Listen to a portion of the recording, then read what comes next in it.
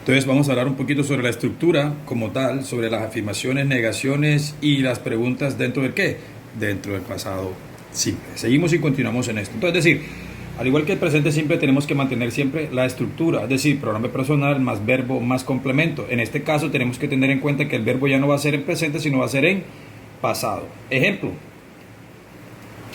I love the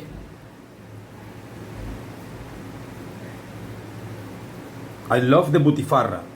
Yo amaba las butifarras, ya no las amo. Eso fue en tiempo pasado.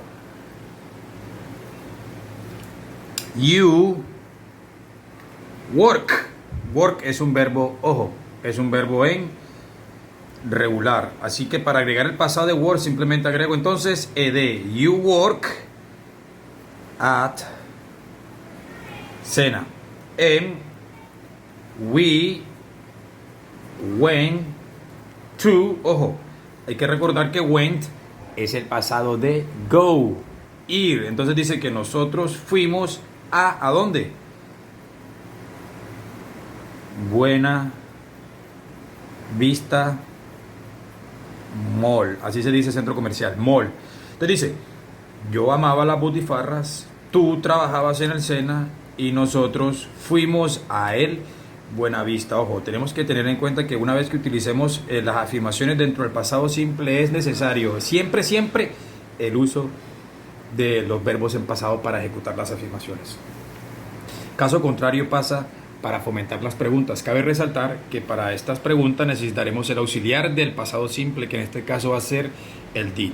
Es decir, I love the butifarra, que es una de las afirmaciones de arriba, dice I loved the booty. Vamos a colocarle booty aquí en diminutivo. Booty. Entonces dice, ¿cómo hago yo para convertir yo amaba la butifarra en una pregunta? Obviamente, como les había enseñado ya en tiempos anteriores, para yo poder fomentar eso necesito utilizar el auxiliar de este caso, did. Did I love the butifarra? Muy bien, entonces auxiliar, signo de interrogación. Algo que quiero recalcar en este caso es que utilizar el auxiliar did es como utilizar el das. El did también es un auxiliar gomelo. Él solo es un auxiliar gomelo. Es decir, que cada vez que yo voy a utilizar el did dentro de una oración para preguntar, yo necesito hacer lo siguiente. Primero, auxiliar. Segundo, signo de interrogación. Y tercero, coloco el verbo en su forma original. Una vez que aparece el did, él dice que como Dios no quiere que nadie asuma el pasado, simplemente Él. Y que cuando Él esté dentro de las oraciones, resulta que todo esto ya está en pasado. Es decir, que si yo pregunto, did I love the booty? Estoy preguntándome, ¿yo amaba las booties? Es decir, que para fomentar entonces una pregunta sobre, ¿tú trabajabas en el Sena? Debería ser así, did you work? Mírese bien que el verbo está en su forma original. Did you work at Sena? Es decir, ¿trabajabas en el Sena? We went to the Buenavista. ¿Cómo sería preguntar? Did we went? Miren que estoy colocando el verbo en pasado y ya estando el auxiliar did. Entonces eso es llevar la contraria. Necesito entonces borrar, colocar el verbo en su forma original. Did we go to Buenavista? Eso ya son preguntas automáticamente. Vamos a recalcar aquí mejor. Did y cerramos y cerramos. Entonces dice, al igual que en el presente, les comento, siempre que vaya a negar y al igual que vaya a hacer preguntas, siempre voy a necesitar un auxiliar. Siempre va a ser muy importante. Es decir, did I love the booty?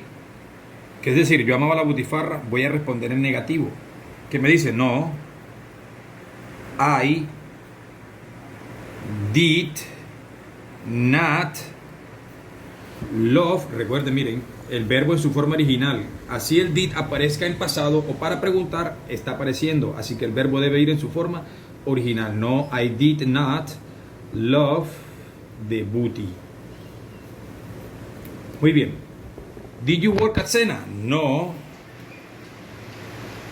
I did not work. No, I did not work at Sena. Vuelvo y repito, el verbo en su forma original, la presencia del did hace que esto sea así. Volvemos y seguimos. No. Ojo, estoy utilizando